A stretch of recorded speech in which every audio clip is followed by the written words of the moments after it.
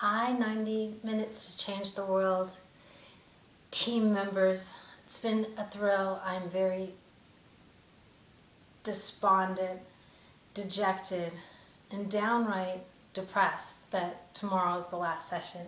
But I know that some of you had talked about wrist therapy, and as my gift to the community, besides the other video that I want to do on some arm balancing and to post, this post is on wrist therapy. And wrist, especially with beginners and even with seasoned practitioners, because of inappropriate ergonomic setups in desks, the wrists have repetitive stress. Of course, the carpal tunnel syndrome. Some of my clients have staved off surgery and found ways to alleviate just the pain. It becomes quite painful to practice yoga with weakness in the wrist. So let's start off just by stretching the wrist and take off flashy metal bracelets and start just by taking the right hand, opening the palm up, stretching all of the fingers back. Then you want to take the right elbow and drill it into the eye of the left elbow and open the hand out. So as you tilt the fingers down, you'll find the stretch emanating from the base of the wrist all the way into the crook of the right elbow. And here, because the wrist is connected to the elbow and the elbow to the shoulder, I often add neck stretches, taking one ear over, stretching out the shoulders.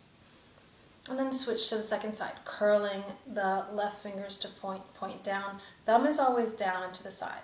And then you bring the left elbow into the eye of the right and just open.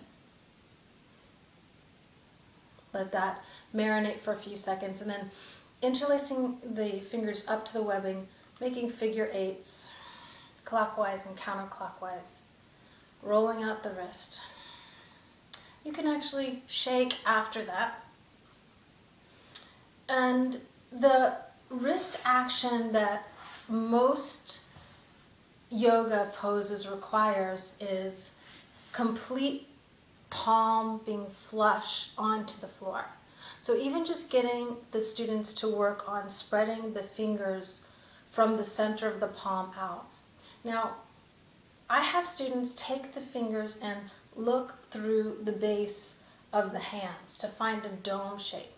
And then I encourage them to feel the landscape of the palms pressing against one another and to mimic that same action of the knuckle mounds coming into contact with the floor. Sometimes you'll always see the students picking up the pointer finger knuckle mound so that it pops off the floor. You really want to encourage that to stay down. And then you move from there to spinning the palms back. So take the hands, turn them backwards.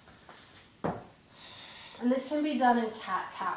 You can start with the right hand backwards, left hand forward, sitting back, just stretching again the wrist.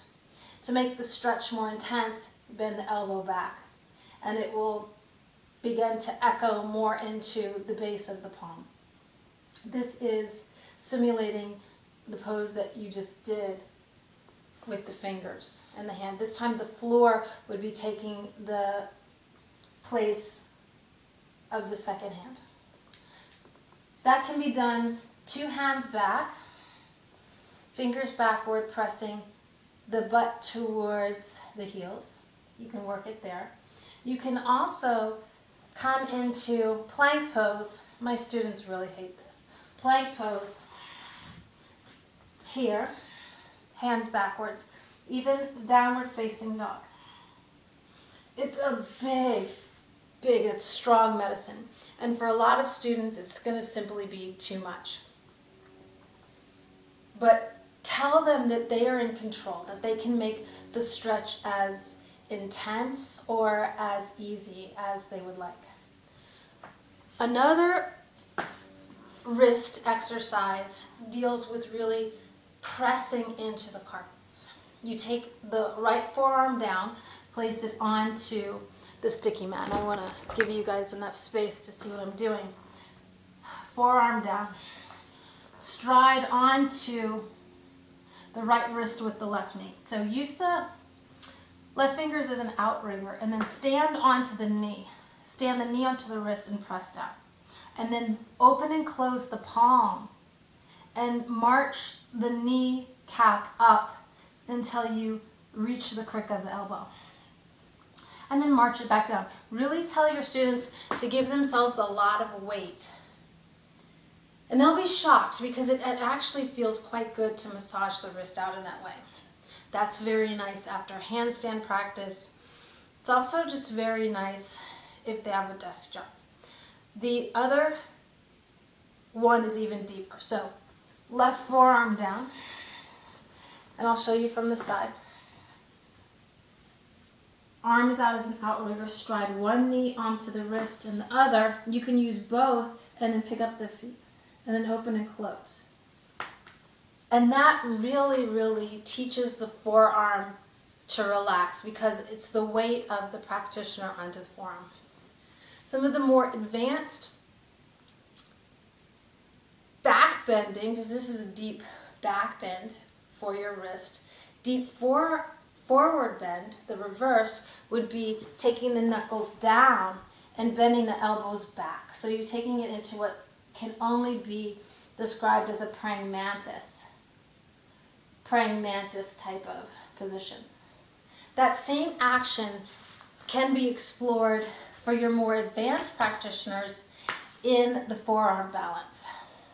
And taking the forearm, not forearm balance, but shoulder stand. So you're coming into shoulder stand and using the wrists to sit back onto the butt. This is also very good for the wrist.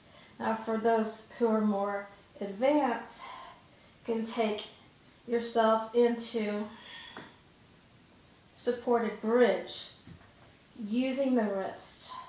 Now this is very, very strong. Okay, it's going to really take a lot of weight into the hands and into the wrist.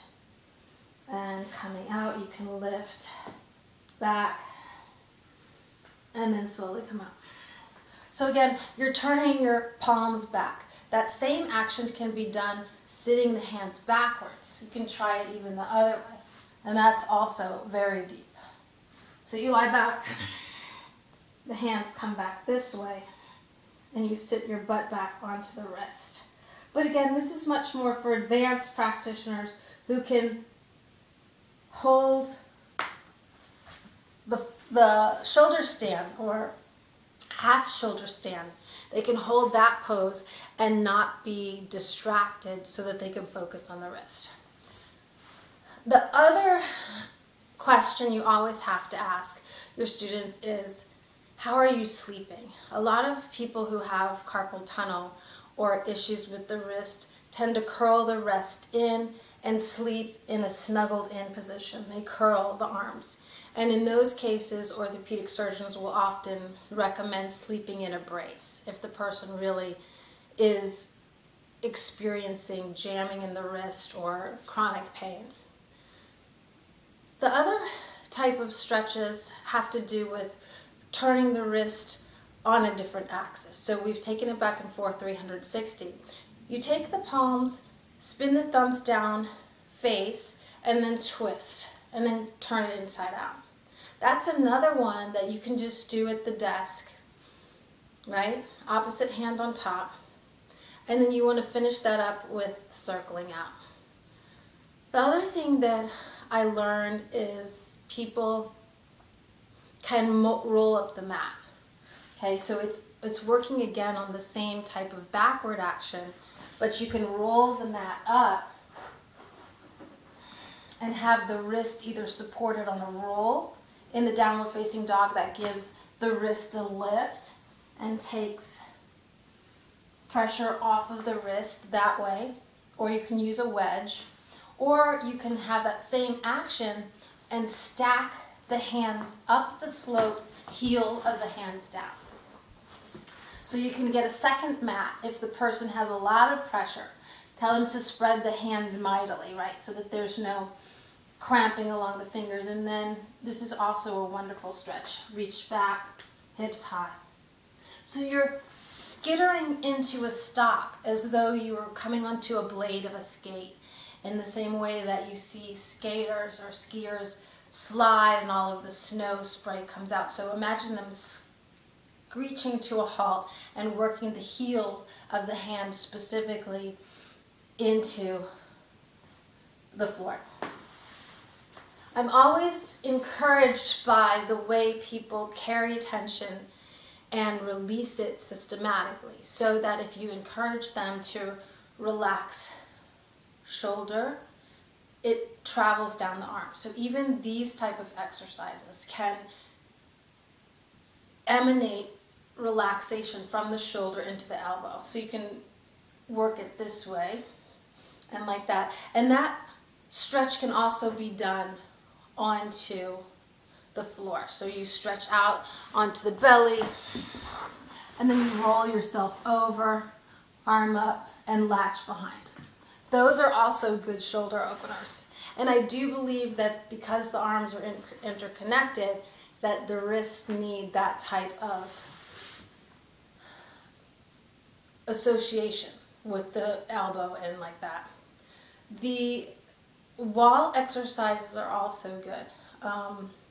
When you have a chance to come into puppy dog, hands onto the wall, dropping the head. That helps relax the shoulders. It's also very nice if you have a practitioner with tight shoulders to place the elbow onto the bricks, drop the head, and just stretch back here and wrist curl up like that or back. And in that way it starts to teach the student soft neck, soft jaw, soft shoulders, traveling again down. Hopefully this has been very helpful to you. There's so much tension because the base of the hand is usually not weight bearing, but some of this is just going to be strength and exercise. And for that, I often encourage students to practice coming up on fingertips, because when you come up onto your fingertips and create a tent action, it helps strengthen all of the hand and distributes more intelligently through the architecture of the wrist. So something like that would look like palm faces down, creating a tent over hand, coming onto the fingers. So really, you don't have to come up onto the fingertips right away. You can just work it pressing into the floor, hands down. So that's the tent action. But eventually, you do want your students to start to come up onto fingertips and work on the fingertips. And come forward on the fingertips and hold. And all of that on the fingertips, that fingertips work in the same way that a pianist will do drills and completely do scales. Those type of exercises of strengthening the fingers themselves helps the wrist as well. The wrists are very fascinating. The carpals, as you know, is an arch shape of little nugget-like bones with the tendons running through that arch. So it's a very deep architectural structure. And in those structures, it's good to work slow. It's good to work when the body is warm. It's also good to repeat, because stress is associated with the wrist, and even now as we force the thumb to take more of an active role in hand coordinated movements with texting, this is going to create different stress in the way that really evolutionarily the hands were not made. You know, maybe for gripping, but to sit there and constantly work the thumbs, you know, I always tease my students, I'm just getting you ready to text. I cannot tell you how delighted I am to share with you. This is my mission statement, to prepare teachers to give gifts that are intelligent, well articulated, and really interesting design, some juicy nuggets of wisdom for you to disseminate to your students. And any way that I can help or share, it's my honor to serve you and to be part of this class. Again, I'm so sorry tomorrow's our last session together. I feel like I have sent a bottle into the ocean and hundreds of bottles are coming back to me just with good vibes, good thoughts. So have your students work. Even this is a good stretch. Palms onto the thighs, arms out. So just have them again play and figure out what feels good to them. Not every stretch is going to work for every student. I'm coming up and thinking more, what do I just do? Just tilting the thumb out like that. But these are things that should be repeated throughout the workday even, or if someone's on a long plane ride or on the train, or even if you're at a traffic light, taking your hands off the wheel as long as your foot is on the pedal, rotating the wrist. So again, namaste. My name is Nicole, and it has been such a thrill